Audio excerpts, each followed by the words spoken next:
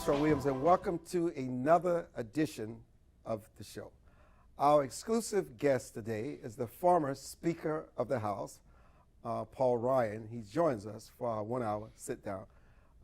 Welcome to the broadcast. Thanks for having me. Good to see you, Armstrong. You know, everybody wants democracy to work. There's one thing that all Americans would agree upon. They don't want bad democracy. They want democracy that works for their kids. They want it to work for America. And yet, so many feel as though democracy is failing them miserably. I wouldn't be so pessimistic. It's being tested, no two ways about it. I think our democracy is being tested internally and externally. These are the big 21st century tests that we have to go through.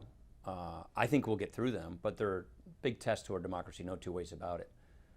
But you can look at specific instances in recent history and show where democracy worked, where internationally democracy in Ukraine is working. So I like to look at the glass of life as being half full, not half empty.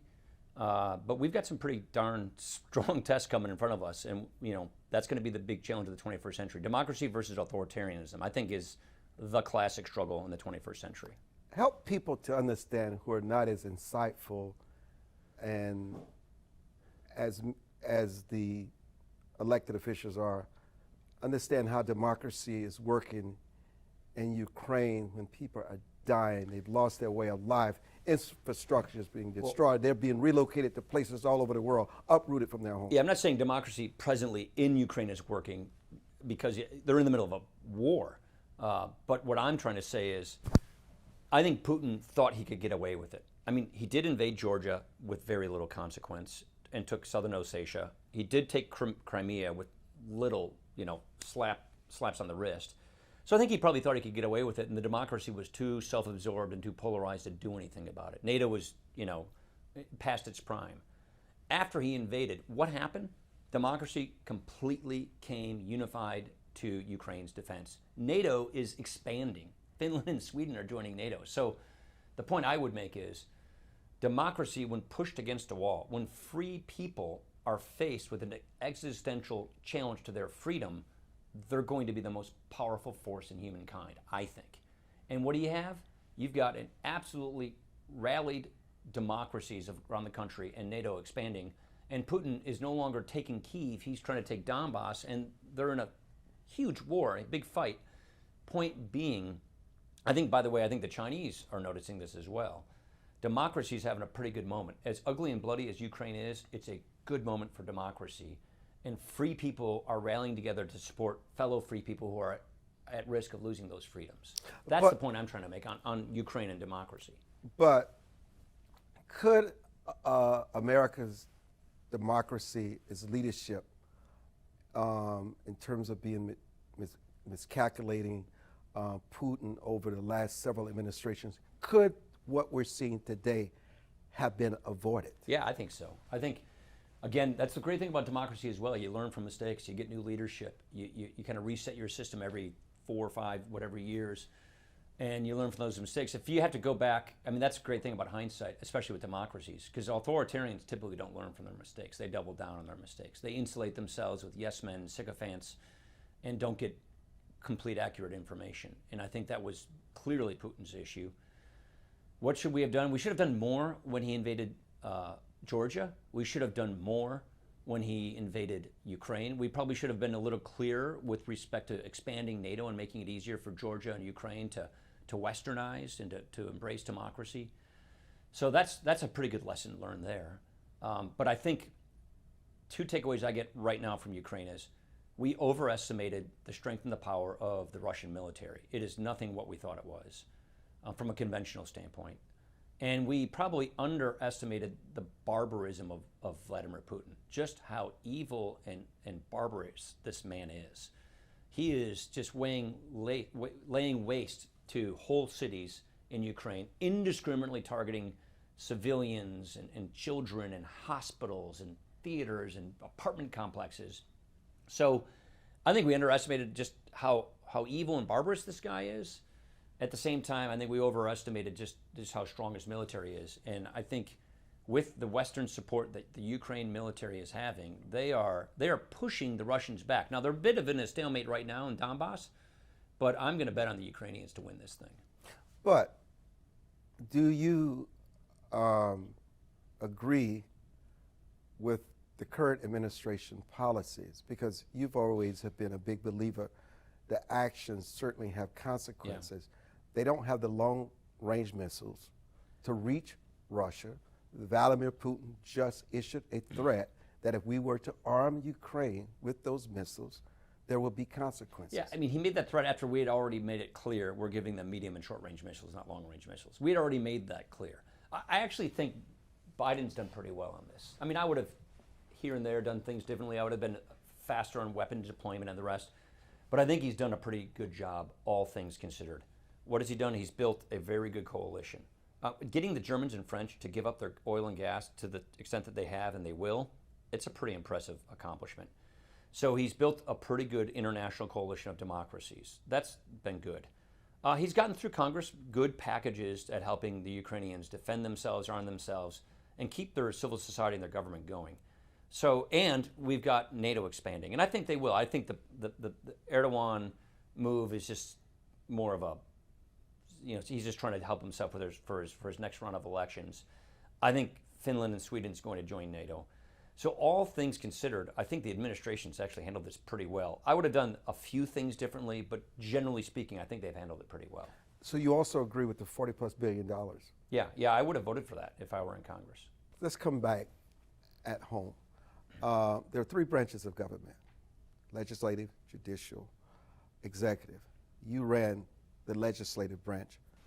Help our audience understand just the kind of powers that the legislative branch has, because it does seem as though today that the president is able to make decisions where really Congress has the authority, but they just concede to the president. That's been a struggle for a long time, and the modern presidency, I would argue, has probably accrued too much power vis-a-vis the separation of powers in the legislative branch. Having said that, you can point to pretty good institutional instances where Congress has asserted itself pretty boldly. What happens is when you're Speaker of the House and you're running the legislative branch, you have a legal team, the Council of Congress, the General Counsel, and you end up going into legal disputes with the executive branch. I did this with Obama on subpoenas for the Fast and the Furious, on appropriations measures. Nancy's done the same, Boehner did it before. So there's always a little bit of tension between the executive branch and the legislative branch. That's good. I mean, the founders did it was a beautiful system they designed. I used to think when I was trying to get a bill through the House how tough it was, because you had to go to the House and then the Senate and get through the filibuster, and then hopefully a president signs into law. It's this three-stage process that's really laborious. And I used to marvel at these parliamentary systems like the Brits have, like all the other democracies basically have. It's one and done. One election and you're done. One bill and it's done and it's in law. I now am so glad we have the system we have. I am so thankful for it, because it means you really don't do big things in your country unless you have real consensus, unless you have really vetted an issue and gotten something through that the general public and the other branches of government generally go along with and support. And that is why I think America has done so well for so long. That's why we're free. That's why we're prosperous. That's why we're the most successful country from an economic, upward mobility standpoint in human history. I really think it's the elegant design of our Constitution. Chief among those, in addition to the Bill of Rights, natural individual rights, is the separation of powers. Three separate co-equal branches of government in constant tension and competition with one another. The executive branch has taken a lot of liberties and has taken more authority, and this goes back to Nixon and before.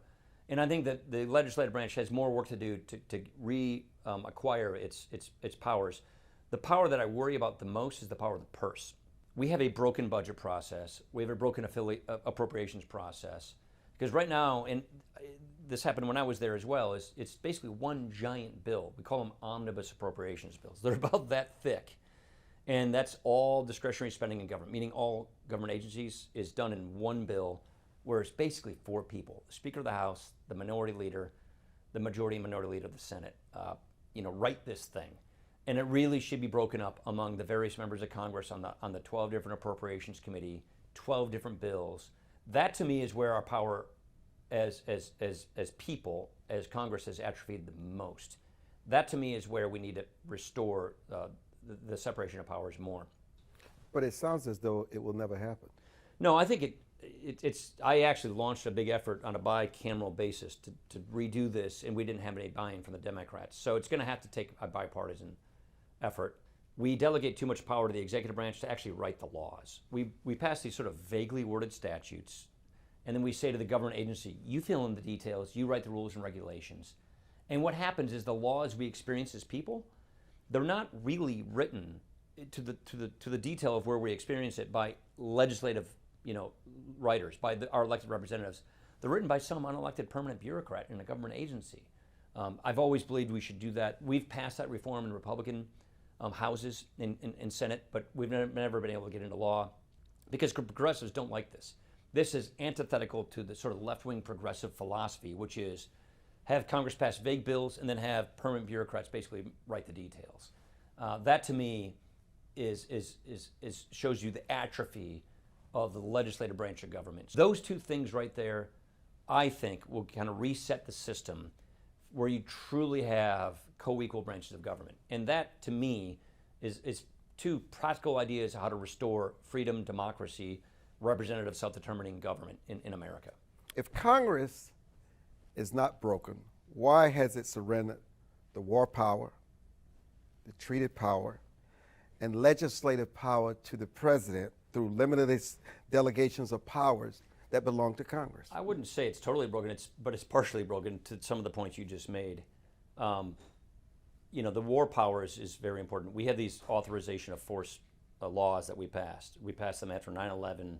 We passed them in the Iraq War.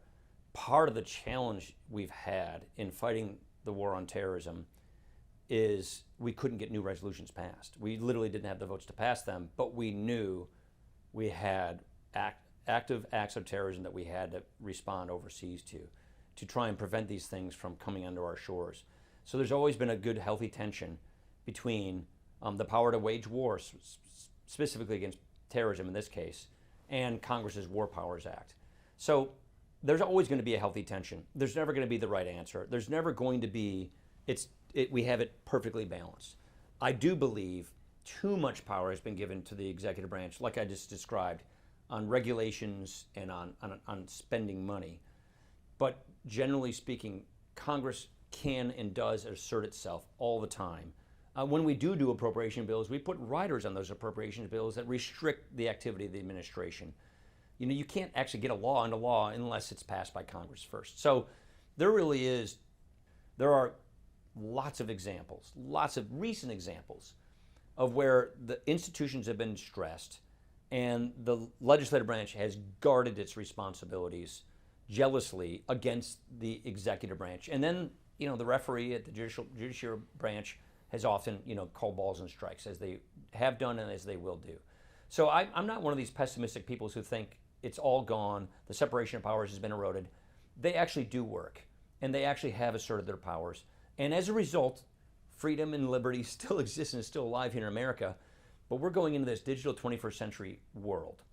That presents new challenges on liberty, on privacy, on freedom, and it presents new opportunities for democracy to be able to spread across the world, for democracy to be able to stand up against totalitarianism, authoritarianism.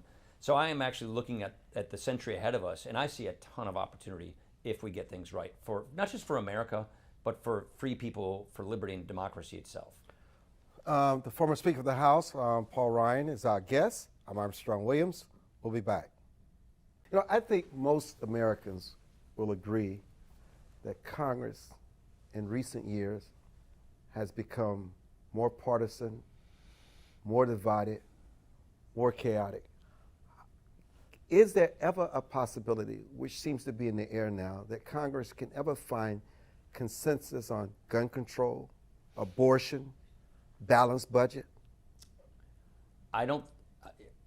Gun control. Watch this Toomey bill. I think it's Toomey and Manchin. They're working an issue right now I think it has to do with sort of red flags and some other things. There may be some consensus on that. I think on abortion, that's pretty much black and white issue. That's axiomatic. And our parties have squared. There used to be pro-life Democrats. I don't think there are anymore. I haven't checked the latest Congress whip check, but my guess is they don't have any pro-life members anymore. I think they're all gone. There are some pro-choice Republicans. There's a reasonable amount of pro-choice Republicans, but on that issue, I don't think you're going to see. That's a pretty hard issue to compromise on. Frankly, it is or it isn't. There are some real axiomatic, stark issues. But let's get back to your earlier point. Let me give you some data points. My last term as Speaker was the 2017-2018 term. That was where we had a Republican House, a Republican Senate, a Republican President. We passed in the House, I think, is 1,172 bills that session. That's about double what Congress usually passes. So we had one of the most productive sessions of the legislature since, I think, the Reagan first term. And all those bills we passed, about 80% of those bills were bipartisan bills. Got big bipartisan votes. We attacked the opioid epidemic. We worked on getting cures for cancer. We overhauled the way the Veterans Administration works. We did criminal justice reform. You name the issue, we probably tackled it. And then there were things we did were sort of on our own, like tax reform, which was a big accomplishment and achievement of my own that I worked on for 20 years as a Ways and Means member, and that was a huge collaboration with other Republicans, and we basically made that a party line. But if you look at all those bills that passed in that term, which you would think was a pretty controversial time, over 80% of those bills were bipartisan. So here's what happens. Hits and clicks go on, get attention if it's people at each other's throats. If it's combat, political combat, if it's controversial, that's what people see when they open up their phone, when they turn on their TV. But just so you know, a lot of what happens in Congress is under the radar, bipartisan, bills that pass, that fix a lot of problems, and that are very overwhelmingly bipartisan. They get no attention. So it doesn't surprise me that the average going member of the public who's not spending their day watching Congress thinks it's always fighting, it's always terrible, it's all polarization, nothing getting done, when in fact there's a lot of stuff that does happen. So it sounds like what you're saying now is an indictment of the fourth estate. Yes, you guys. Yes. I'm partly joking. No, you're serious. But I am serious. A little tongue in cheek, but yes. Media focuses on controversy. They focus on division. They focus on angst. That's what gets ratings. That's what gets hits and clicks. When we do some boring bill that solves some problem, I remember we spent all this time focused on the opioid epidemic, which is throughout America, and we passed very comprehensive solutions to this problem. Big bipartisan votes. It got crickets. No one paid attention to it. I can go on and on with a lot of different issues that we solved, and they're still solving problems in Congress. We call it suspensions. The beginning of every week in Congress, you come in the day you fly in, and you have what we call suspension votes. What does that mean? That means you've suspended the rules of going through the Rules Committee because you have 2/3 vote for a bill, and we pass dozens of bills every single week. I'm not there anymore, but Congress does, that are bipartisan, that have at least 2/3 vote in the House. And those bills, by and large, pass through the Senate. So just so you know, things do get done. Bipartisanship does occur, but frankly, it gets no press because it's not exciting, it's not interesting, it doesn't boost ratings, it doesn't get eyeballs. Many Americans are losing their way of life. They're fearful. Every week, it's a different massacre. I don't know if you think that any branch of government can do anything to stop that, but how do you make people believe that their schools are safe, their communities are safe, their churches are safe, their synagogues are safe? Any place is safe anymore. I think are more guns by responsible people? Is that the answer? Is it arming schools with resource officers? Is that the answer? Because it does seem that they only go where there are no gun zones. They certainly don't go to zones where they know people are armed. What is the answer? Is faith the answer? Is it your church? What do you say to them? Well, first of all, if you say I have to rely on just the federal government to solve my problem, then you're not going to get a good answer. I think you have to look into your community and participate. Is it your church? Is it your community? Is it civil society? This goes beyond just gun laws. This goes into our culture. This goes into mental health. This goes into security, securing our schools. So there's not one magic bullet answer, no pun intended, that's going to solve these things. So why do people do this? How do we early intervene? How do we address mental health problems? I think hardening schools is clearly going to be one of the answers, but that's not a federal responsibility. That's a local school district and state responsibility. So I think all levels of government have a role to play here, but also society and culture has a role to play here.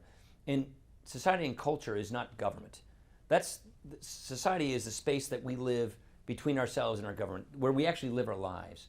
And so I think families and individuals and community leaders and just people in communities have a role to play there as well. And so that's not just government. So I think it's important that you understand, that we as people understand the role of civil society, the role of government, local government, and what local government has to play. And yes, as just a dad of 3 kids, I do believe hardening schools is a smart answer. I think having the right kind of security protocols and having the right kind of people in those schools to protect kids is obviously a smart answer. But frankly, that's really a local government. That's a local and state government responsibility. I was taken back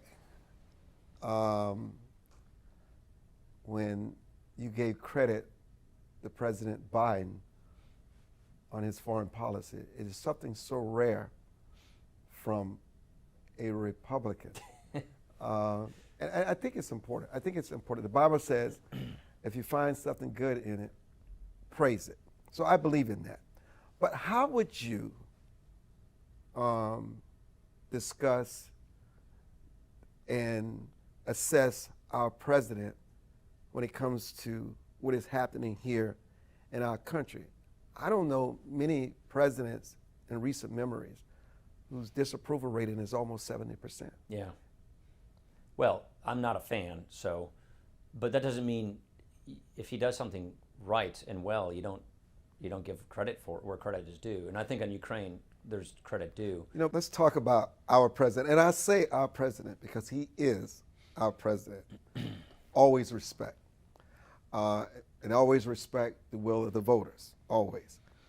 However, disapproval ratings are nearing almost 70%. So let me go through this with you. Some people say because he immediately wanted to turn back the Keystone Pipeline, this is why we have these surging fuel prices. You're shaking your head.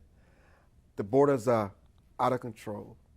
Biden made us believe that he somehow could wave a magic wand and control inflation. And you, being the man you are with numbers, knew that was just politics that would come back to bite him. The supply chain is just as worse today as it was years ago.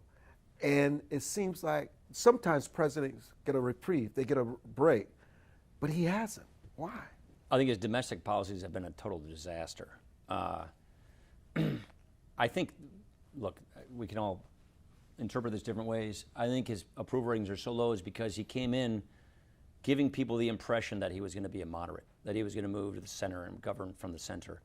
I can tell you the suburban voters in my state and other states like mine believed that, and that's why they voted for him. He didn't do that. For one reason or another, he gave the keys to the left. He basically let the progressives run his agenda. So the person that I think a lot of swing voters thought he was going to be, that's not the Joe Biden we have in the White House now. We have a Joe Biden in the White House who basically has given the progressives their policy dream list, but they don't have majorities to do it. That's what I never understood. If you have, like Obama came in, his first 2 years, he had a bulletproof majority. He had 60 votes in the Senate and a big cushion in the House. And he ran through a lot of things that he believed in, which I totally disagreed with. Biden tried the same thing, but he had, a zero margin in the Senate and a tiny, tiny sliver of a majority in the House. So I never, frankly, understood why he would do that, other than he just got worn down and he decided to give the left what they wanted. And so what do we have for policy? You just recited them. The border policy is a disaster. His economic policy is awful.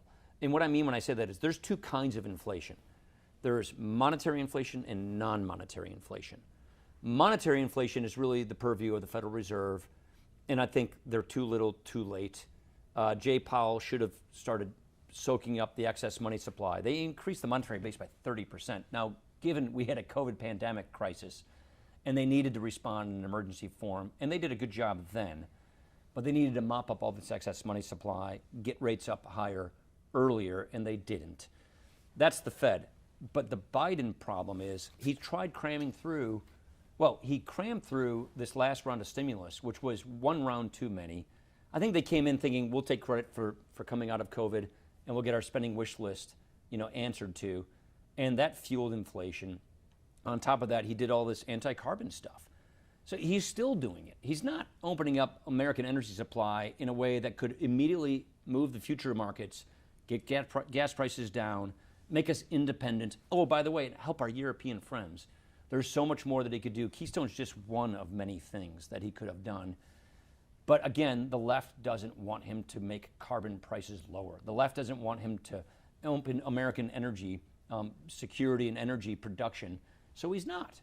So I think they're sort of saying they're doing it when they're actually not doing it. So that's all inflationary. That's all non-monetary inflation. Bad supply chain policy, bad energy policy. And then you just see these porous borders, which is not good for wages, not good for national security. Fentanyl and drugs coming to our country. It's no wonder he has these low approval ratings.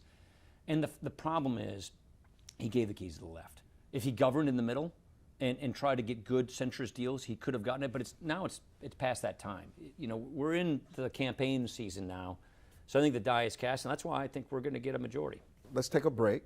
The former Speaker of the House, Paul Ryan, is our exclusive guest, and we'll be back.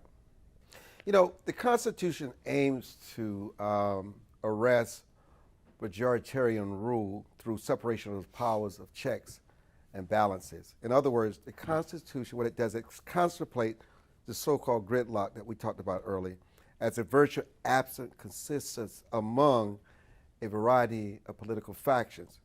Were the Constitution and architects wrong, in your opinion? Is gridlock a virtue or a vice, in your opinion? It's a virtue in today's parlance because, look, my biggest fear is they're going to pass this Build Back Better thing, which is just going to add inflation.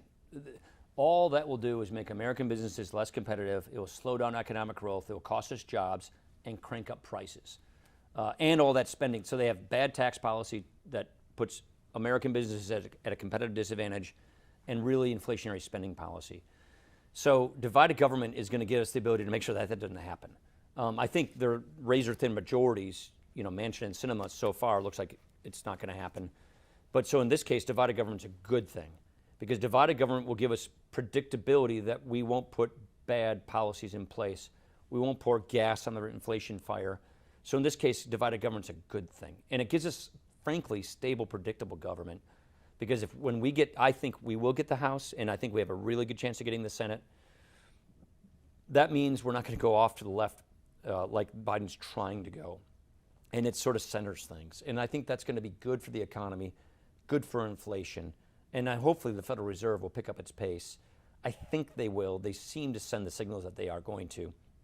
And so, yeah, divided government in this case is good. But having said that, Armstrong, we got some pretty big challenges in front of us in this century that I'm very worried about. This is what I spend time at the American Enterprise Institute working on, which is America is the world's reserve currency. Ever since Bretton Woods in 1944, we have been the world's reserve currency. This gives us an exorbitant privilege. That's a phrase that's been used over years. It gives us huge advantages in the world. And we're risking that from losing that. And if we lose our reserve currency, we won't be able to cash flow our social contract. And if you think America is polarized today, just wait. I think they just moved the new numbers on the trustees report on Medicare and Social Security. So they go bankrupt in like 2035 and 2030, Social Security and Medicare.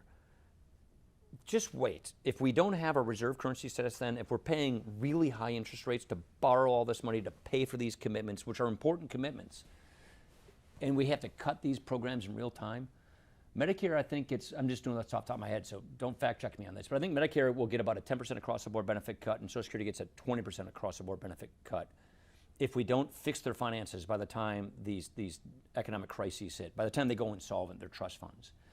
And if we have to borrow money to fill that gap, and we're not the world's reserve currency, it's going to be extraordinarily expensive, really bad for our economy, and you will have to cut these entitlement programs in real time. So I see in the next decade or so a real challenge for our country, for our democracy, and that is why we have to get our fiscal house in order. It's one of those questions, my mother-in-law used to always say this, a stitch in time saves nine. If you can do some important budget surgery to change these programs so that they're guaranteed, so that my mom's generation gets the benefits that they were promised, and that the next generation actually gets health and retirement security that works, that is affordable, I think this can be done. That helps you dodge the debt crisis that we have coming and preserve your reserve currency. So these are huge problems we have really right in front of us, and our government's going to have to work to solve this problem. And right now, I just don't see that happening. And I definitely don't see a Biden administration stepping up to take on this challenge. So we're going to have to get the kind of government, the kind of Congress, the kind of presidency that can tackle these issues so that we can have a great 21st century, American century. And this, to me, is probably perhaps one of the biggest challenges that's facing us and democracy itself. And the same fiscal problem occurs in Western Europe, in democracies across the world. So I see a big challenge for democracy, and we're going to have a political system that can respond to this challenge, but I wouldn't bet against this. I think we'll probably get it done at the end of the day. What makes you so confident that if Republicans gain control of the House and Senate, they will do any better?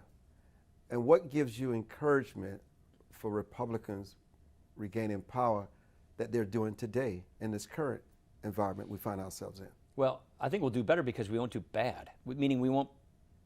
I think the stuff that Biden has proposed passing is bad for the country, bad for inflation, bad for the economy, bad for workers, bad for getting people, on the escalator of upward mobility.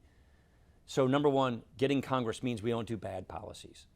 Then getting Congress, perhaps we can get Biden to the table and actually get some positive things done that we can agree on, a mutual benefit. I think there's an opportunity for that.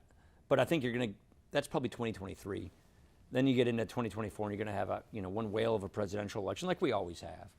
And it gets harder to do that. I honestly think 2025 is kind of the magic year for us to make or break on critical policy decisions for this country to really fix a lot of our problems.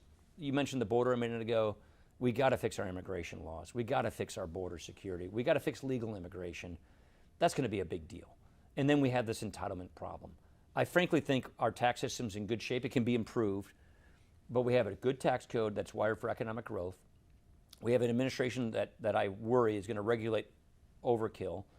But if we have divided government Congress, and if we can get a Republican president, a Republican Congress, look at me. I'm saying, yes, give my party total power and everything's going to be great.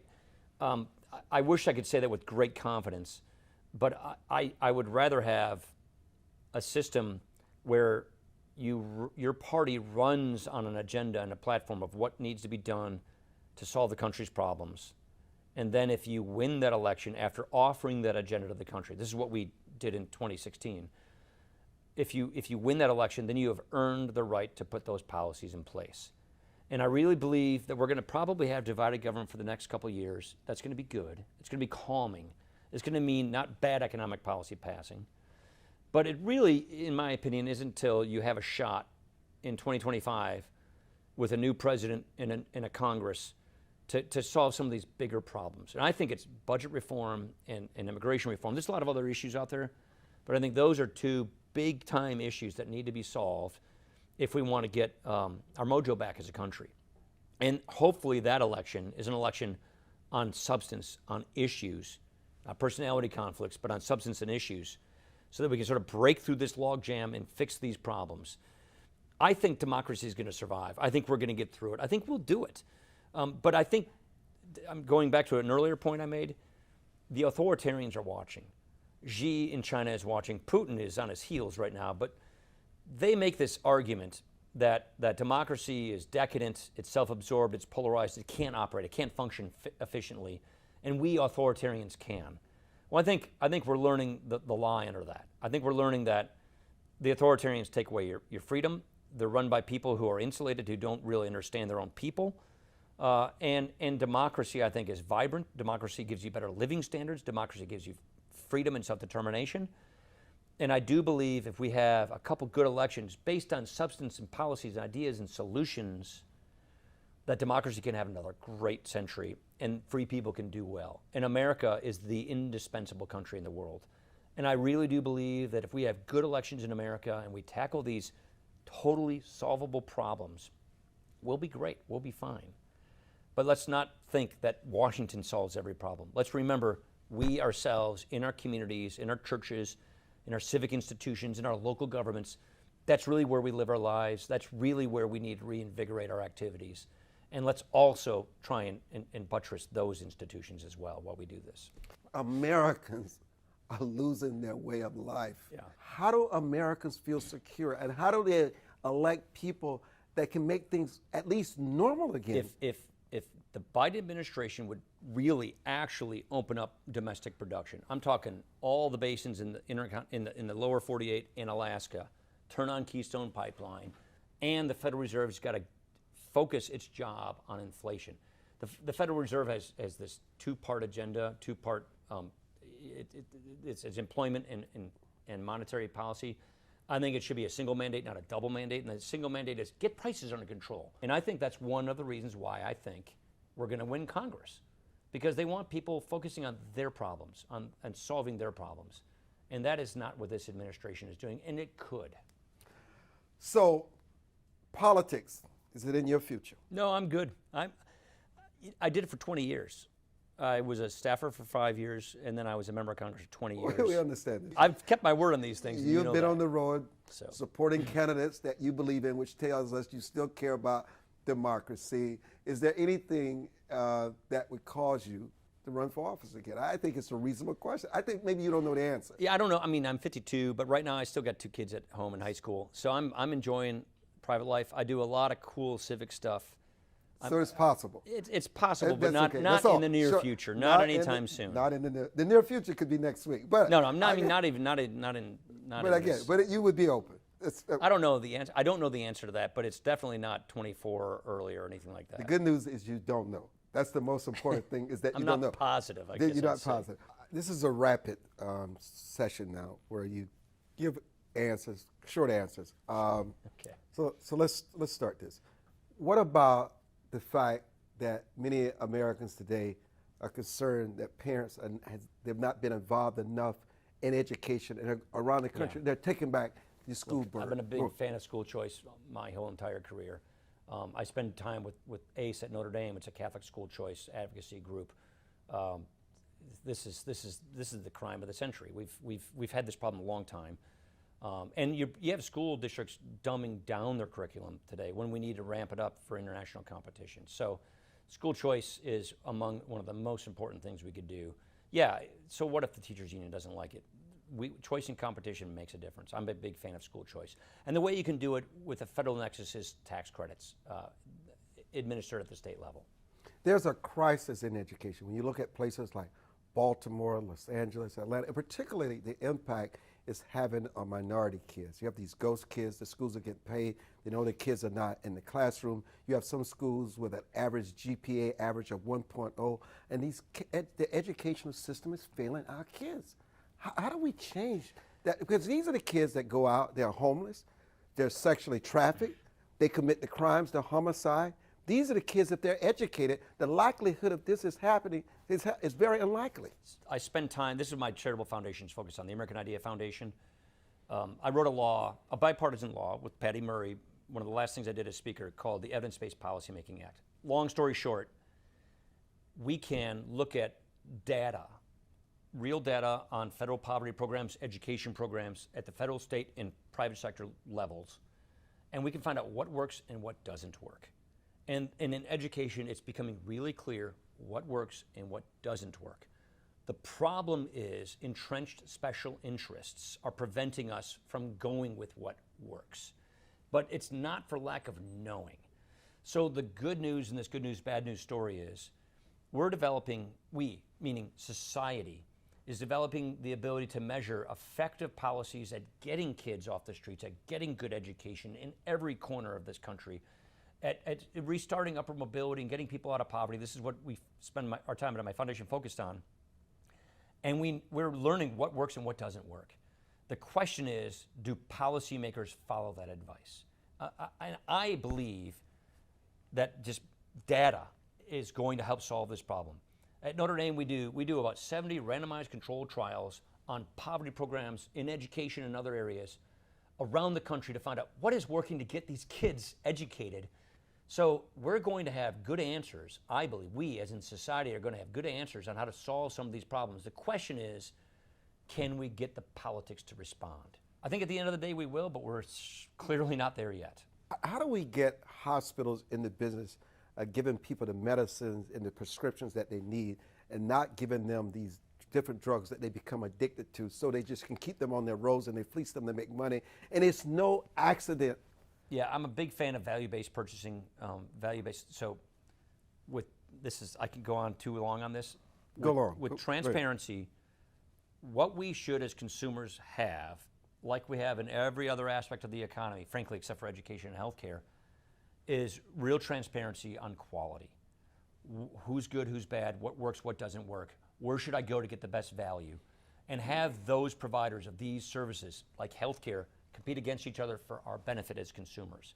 If you have too much government in these programs dictating how it all works, you lose that transfer mechanism, that pricing mechanism. You lose that market motive. And so I'm a big believer that if you get hospitals and the entire healthcare system to focus on giving that consumer, the patient, value, price plus quality at a good, affordable price, and have that right kind of competition, you can get to the point you're talking about. So I really do believe that the right reforms in education and healthcare, where you give the individual consumer more power by giving them the ability to take the money we always spend on these things, but to spend it in an informed way where there's true choice and competition. That's school choice for healthcare, for education, and real choice and competition in healthcare. I think you can solve a lot of these problems. We spend more money than any other country on healthcare per capita by a mile. We ought to be able to get much better outcomes for our money. And I believe that with the right policies in place, we can get there. But again, this is why I'm not a fan of progressives or progressivism. This is why I think the Biden administration is really messing up. They're not following those lessons. They're not learning those lessons. If we apply these lessons in the 21st century, I think we're going to solve our problems. We just got to apply these lessons. You know, one of the consequences from the pandemic and COVID-19 is that it has created a permanent victim class. Victimization has become such a thread in our society. Everybody needs to be taken care of. Everybody needs a stimulus check. Everybody needs help. What has happened to how we grew up with our parents and our grandparents, where we were this rugged individualism? We work for a living. Except if you're handicapped and you have permanent injuries, what is happening to our society? Yeah, it's a big question. I spent a lot of time on this at the American Enterprise Institute. We're actually coming up with a big production in the fall on this issue you're talking about. And so as government relates, so there's two parts to your question. There's society and culture, and there's what's government's response to solve these issues. I believe we can and should reform the way our social safety net works so that it is focused on helping people get on their own feet and live independent lives, less dependent on government, more dependent on themselves, and give them the tools to do that. So meaning, do you have a safety net that is wired toward upward mobility, that is wired toward people getting educated and working? Work first policies, that's the nomenclature we use, really do work. So I think, and this was the big debate about, Build Back Better and all of this stuff. Do you just pay people to stay where they are in life, to be dependent upon government, and to give them this idea that they're stuck in their current condition and government will numb it and make it easier? That's really what the welfare state is. That's really what sort of progressivism is producing. Or do you have a social safety net that is designed and focused on getting people up, on with their lives, on their feet, and on an escalator of upward mobility, which is really only democracy can provide, an entrepreneurial society where you're getting at the root cause of intergenerational poverty, You're getting at the cause of these problems. I believe you can put policies in place that do that, but you have to take on entrenched special interests. You have to take on the status quo. And I think we'll end up doing that in this country. I really do. I believe people love and are still enamored with the promise of America. A society where our rights are ours, pre-government. A society where if you work hard and play by the rules, you get ahead, and your kids are better off than you are. That's the American idea. That's the American dream. And we right now have policies that frustrate that I think are holding people back. But I think we've learned a lot about what works and what doesn't work, what philosophies and policies drive these things. And if we can apply these lessons with these kinds of policies that we know are going to work, then I think we'll get out of the ditch. I think we'll have a great century. We just got some pretty big challenges in front of us, and we got to tackle those challenges. But again, democracy does this. I think Churchill kind of said it best. He said Americans can be counted upon to do the right thing only after they've exhausted all the other possibilities. The other thing he said, I'm a kind of a Churchill fan, is democracy is the worst form of government except for all the other forms of government. See the way we spoke in these kinds of areas, and I'm paraphrasing. But I think we'll get this stuff right at the end of the day. You know, when you drive around major cities, especially a place like Washington, D.C., you come into Union Station, homelessness has become pandemic in these major cities. And if you try to approach them, they're angry, they have mental illness, they try to attack you and stick you with needles. It's just a very dangerous place. I mean, why have we allowed, with all the money that is appropriated, all this money that is spent for this, all these people, not just in Washington, D.C., but throughout the country, are just everywhere populated? French Hill and Andy Harris, two members of Congress on the relevant committee in Congress, focus on just this issue, who really have good ideas. The point I'm trying to make is there are good solutions to the homeless problem. A lot of it's local government. There's clearly funding at the federal government. But the point I'm trying to make is we know, using data and analytics, economics, what works and what doesn't work in homeless policies. Whether or not local governments choose to apply those lessons or not is the answer, is the question. So a lot of this is addiction, a lot of this is mental illness. It's a multifaceted problem. But there are examples all around the country of what really works to tackle the problem of homelessness. Again, this is something we work on at my foundation and at Notre Dame, where we measure programs and find out what works and what doesn't work and apply those lessons. Policymakers need to take heed of that and to follow suit. And again, this is not really a federal issue as much as it's city, state, county governments. You know, what I'm fascinated by, and this rare sit down because you don't give interviews, that's a choice you made. We appreciate your coming to our broadcast house. With all the strife and all the chaos, in some ways you think it's good that America's best days are not behind her, but her best days are ahead of her, sort of Reagan-esque. Why?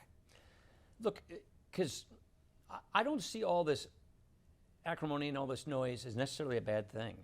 It's the noise of democracy. It's the noise of self-determination. It's people, who care about things, exercising their views and expressing themselves in public policy and public life.